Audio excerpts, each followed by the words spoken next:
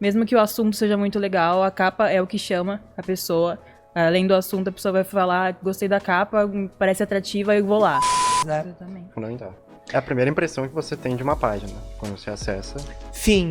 E aí agora a gente criou destaques que vão entrar em novembro, que é as plataformas que a pessoa pode ouvir, então um destaque que tá sempre lá, o link não muda, é algo que a gente não precisa ficar postando toda vez porque já tá ali, muito legal. Entra também avisos de, não vai ter podcast, porque por algum evento pode acontecer de não ter podcast. A gente agora também trabalha com isso, por mais que nesse um ano, nessa primeira temporada, a gente não teve uma semana sem podcast, tá bom? A gente não teve uma semana. E olha, eu vou falar pra vocês acham que é fácil? Mas é só uma semana, é só um episódio por semana. Gente, olha, é puxado, tá? Não é só isso não, até porque a gente tem muitas coisas pra fazer também, tá bom? Então assim, mas foi legal, foi legal. A gente queria ser agora, a gente já tinha na real, essa pegada de a capa atrás do post, né? Como é que se fala isso? O design, não é? Dos stories. O fundo do stories. O fundo de stories, já tinha, boa. mas era improvisado, agora vai ter um na mesma estética, seguindo o padrão. Sim, novo. perfeito. Ainda no Instagram, agora... Não, esse é bom. Agora a gente separa o Vitor do Rafael. Porque uma questão que é muito legal, e não sei se vocês sabiam, é que quando começou o Tauricast, as pessoas achavam que a gente ia apresentar o Tauricast em dupla.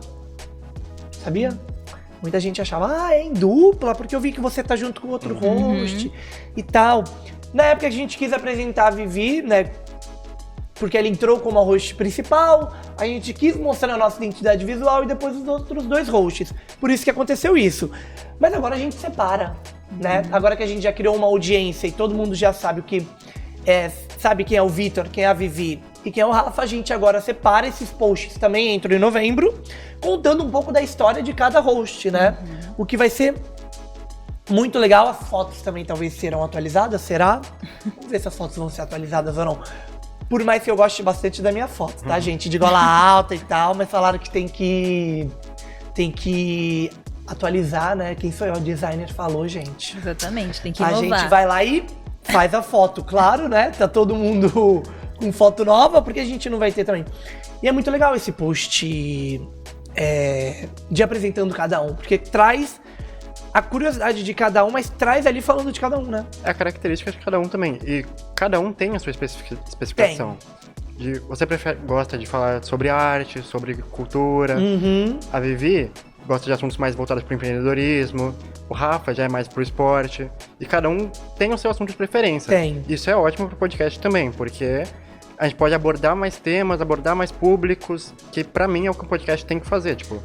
Comunicar com todo mundo. Exatamente, porque se a gente fica muito nichado, eu acho que também não é que não cria uma audiência forte. Eu acho que, claro, tem podcast que é só sobre saúde, tem podcast que é só sobre o mundo financeiro e criou-se ali um público. Mas é legal que a gente abrange muito pra todo mundo. E vale lembrar que a gente tá na maior cidade da Baixada Santista, vulgo Santos, né? Então é importante a gente trabalhar com vários públicos, até pela nossa região não ser tão grande, né? Quando você tem um podcast em São Paulo, você tem 1 milhão de pessoas da área da saúde, você tem 1 milhão de pessoas na área financeira, você tem 1 milhão de pessoas na área do esporte, que é muito mais fácil. Sim. Entendeu? Então, a gente também tem esse quê de ter aberto tanto, né, o podcast, né? Ele veio com a pegada da saúde, da medicina tradicional chinesa, um pouquinho do entretenimento e negócios, e aí depois ele deu um salto, né, de fazer tudo. Bora para mais uma rede social, que é uma rede social muito importante, que é o YouTube. E aí o YouTube, né, a gente vai entrar agora, eu vou falar com o nosso videomaker rapidinho. Por quê? A gente só postava os cortes, né, vou falar aqui para essa câmera. A gente só postava os cortes, não, a gente só postava os episódios e os cortes no TikTok. Até que o nosso videomaker, porque a gente, foi o que eu falei pra vocês, a gente tem isso, tem que ouvir todo mundo, não adianta. Até que o nosso videomaker falou, e se a gente fizesse 4 cortes que vai sair na quinta, sexta, segunda e terça-feira no YouTube? Pode ser que a pessoa que não conheça, não queira assistir o episódio todo, ela venha por aquele corte. Eu tenho certeza que veio muita gente por cortes, viu, galera? Porque a gente tem cortes a gente tem cortes que são mais acessados que alguns episódios. Então, tem isso. Então, a gente foi uma ideia do nosso videomaker. Eu vou perguntar pra ele, vou pôr ele nessa saia justa e vou perguntar por que você deu essa ideia pra gente de fazer os 4 cortes por semana? O que você achou que iria agregar muito mais no podcast? Foi exatamente isso que tu falou. O algoritmo entregar para outras pessoas assuntos específicos que estariam no meio do podcast e que uma pessoa não teria 1h30 ou 1 hora para assistir o episódio inteiro. Então, foi uma coisa que a gente testou, né? E funcionou pra caraca. Funcionou. Nossa, funcionou muito. E exatamente, né? E o YouTube, ele é uma plataforma muito importante pra gente. Porque no YouTube você consegue assistir e ouvir. Como o Spotify também. Mas o YouTube, ele é tudo porque ele tem algumas funcionalidades melhor, né? Porque como a gente não tá trabalhando o podcast só áudio, tá trabalhando o vídeo também, o YouTube, ele tem algumas coisinhas melhores. Até as métricas do YouTube de entrega são bem melhores que as do Spotify. E aí a gente mudou as capas também. A gente já entrou com a identidade nova que vai estrear já em outubro. Sim.